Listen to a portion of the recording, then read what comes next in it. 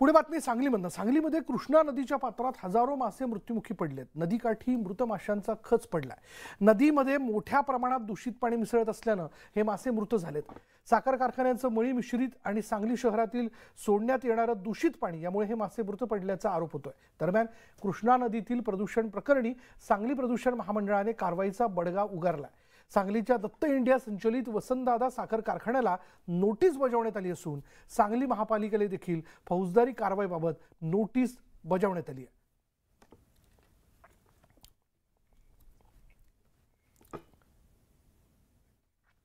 आणि आता बातमी न्यूज 18 लोकमतच्या इम्पॅक्टची. बातमी म्हणजे इम्पॅक्ट. नागपूरमध्ये आरटीओ मध्ये बदली प्रमोशनसाठी काही अधिकारी सक्रिय असून बदलीसाठी 10 लाख रुपयांची मागणी केली जात असल्याची माहिती न्यूज 18 लोकमतनं समोर आणली होती आणि या बातमीची आता गंभीर दखल घेण्यात आली. न्यूज 18 लोकमतने याबाबतची एक ऑडिओ क्लिप समोर आल्यानंतर प्रशासनाला खळबळून जाग आली. व्हायरल ऑडिओ क्लिपची चौकशी होणार असून संबंधित अधिकाऱ्यांवर कारवाई केली जाणार आहे. तर यापुढे कोणत्याही हस्तक्षेपाशिवाय बदली करण्याचे निर्देश मुख्यमंत्री एकनाथ शिंदेंनी दिलेत. आणि याबद्दल अधिक माहिती जाणून घेऊयात आमचे नागपूरचे प्रतिनिधी उदय तिबांडे आता क्षणाला आपल्या बरोबर आहेत. उदय, हा न्यूज 18 लोकमत इम्पॅक्ट म्हणायचा का? विशाल, अगदी खरा आहे. हा न्यूज 18 लोकमतचा इम्पॅक्ट म्हणायचा. कारण ज्या पद्धतीनं आरटीओच्या अधिकाऱ्यांच्या बदल्यांमध्ये जे आहे ते मोठे आर्थिक व्यवहार होतात आणि यामध्ये राजकीय जो आहे तो हस्तक्षेप होतो. आणि या प्रकरणाची एक ऑडिओ क्लिप जी आहे, ज्या ऑडिओ क्लिपमध्ये नागपुरातल्या 2 स्थानिक आरटीओ अधिकाऱ्यांनी संवाद साधला होता आणि त्यांनी पुष्टी केली होती त्या ऑडिओ क्लिपनी की अशा पद्धतीचे सगळे व्यवहार होतात.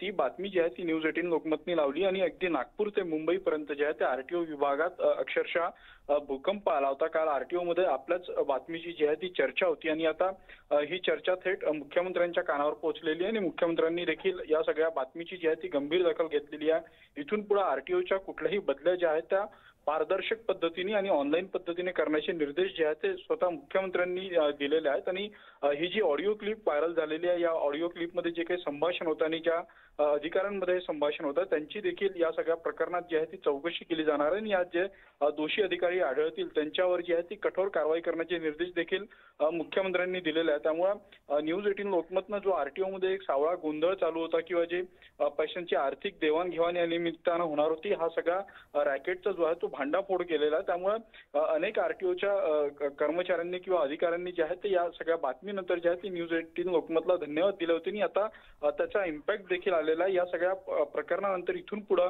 आरटीओ कर्मचाऱ्यांच्या ज्या काही बदल्या असतील त्या सगळ्या ऑनलाईन पद्धतीने करण्याचे निर्देश स्वतः मुख्यमंत्र्यांनी दिलेले आहेत. विशाल, धन्यवाद उदय या सगळ्या तपशिलाबद्दल. पुढे पाहूयात. धाराशिव नामांतरणाच्या मुद्द्यावरून सुरू असलेलं एमआयएमचं आमरण उपोषण मागे घेण्यात आलं. प्रशासनाकडून सकारात्मक प्रतिसाद न मिळाल्यानं एमआयएमने हे उपोषण मागे घेतलं.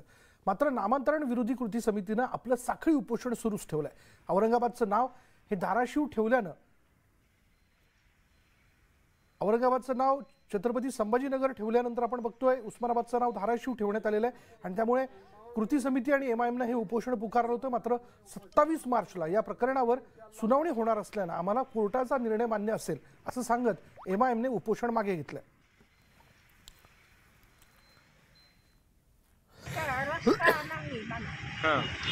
माल काढायला नाही, आम्हाला यायला जायला नाही रस्ता.